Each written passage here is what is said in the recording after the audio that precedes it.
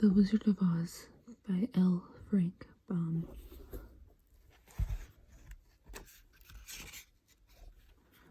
Illustrations by David McKee. This book is dedicated to my good friend and comrade, my wife.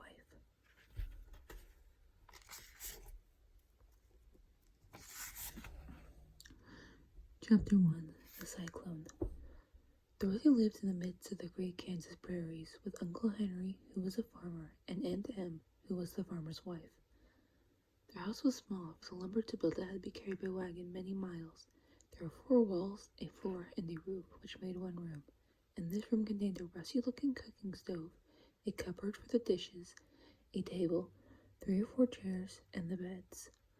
Uncle Henry and Aunt Em had a big bed in one corner, and Dorothy a little bed in another corner. There was no garret at all, and no cellar, except a small hole dug in the ground called a cyclone cellar, where the family could go in case one of those great whirlwinds arose, mighty enough to crush any buildings in its path. It was reached by a trap door in the middle of the floor, from which a ladder led down into the small dark hole. When Dorothy stood in the doorway and looked around, she could see nothing but the great gray prairie on every side. Not a tree nor house broke the broad sweep of flat country that reached to the edge of the sky in all directions. The sun had baked the plowed land into a gray mass with little cracks running through it. Even the grass was not green, for the sun had burned the tops of the long blades until they were the same gray color to be seen everywhere. Once the house had been painted, but the sun had blistered the paint and the rains washed it away, and now the house was as dull and gray as everything else. When Aunt Em came there to live, she was a young, pretty wife. The sun and wind had changed her too. They had taken the sparkle from her eyes and left them a sober gray. They had taken the red from her cheeks and lips, and they were gray also. She was thin and gaunt and never smiled now. When Dorothy, who was an orphan, first came to her, Aunt Em had been so startled by the child's laughter that she would scream and press her hand upon her heart whenever Dorothy's merry voice reached her ears, and she still looked at the little girl with wonder that she could find anything to laugh at. Uncle Henry never laughed. He worked hard from morning till night and did not know what joy was. He was gray also, from his long beard to his rough boots, and he looked stern and solemn and rarely spoke. It was Toto that made Dorothy laugh and saved her from growing as gray as her surroundings. Toto was not gray. He was a little black dog with long silky hair and small black eyes that twinkled merrily on either side of his funny wee nose. Toto played all day long, and Dorothy played with him and loved him dearly. Today, however, they were not playing.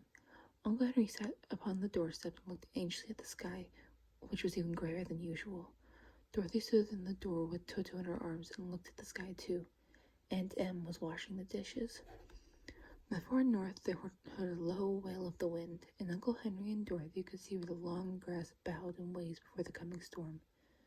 There now came a sharp whistling in the air from the south, and as they turned their eyes that way they saw ripples in the grass coming from that direction also. Suddenly Uncle Henry stood up. "There's a cyclone coming, Em," he called to his wife. "I'll go look after the stock." Then he ran towards the sheds where the cows and horses were kept. Aunt Em dropped her work and came to the door. One glance told her of the danger close at hand. "Quick, Dorothy!" she screamed. "Run for the cellar!" Toto jumped out of Dorothy's arms and hid under the bed, and the girls started to get him. Aunt Em, badly frightened, threw open the trap door in the floor and climbed down the ladder into the small dark hole. Dorothy caught Toto at last and started to follow her aunt. When she was halfway across the room, there came a great shriek from the wind, and the house shook so hard that she lost her footing and sat down suddenly upon the floor. A strange thing then happened. The house whirled around 2 or 3 times and rose slowly through the air. Dorothy felt as if she were going up in a balloon. The north and south winds met where the house stood and made it the exact center of the cyclone. In the middle of a cyclone, the air is generally still, but the great pressure of the wind on every side of the house raised it higher and higher until it was at the very top of the cyclone, and there it remained and was carried miles and miles away, as easily as you could carry a feather. It was very dark, and the wind howled horribly around her, but Dorothy found that she was riding quite easily. After the first few rolls around, and one other time when the house tipped badly, she felt as if she were being rocked gently like a baby in a cradle. Toto did not like it. He ran about the room, now here, now there, barking loudly, but Dorothy sat quite still on the floor and waited to see what would happen.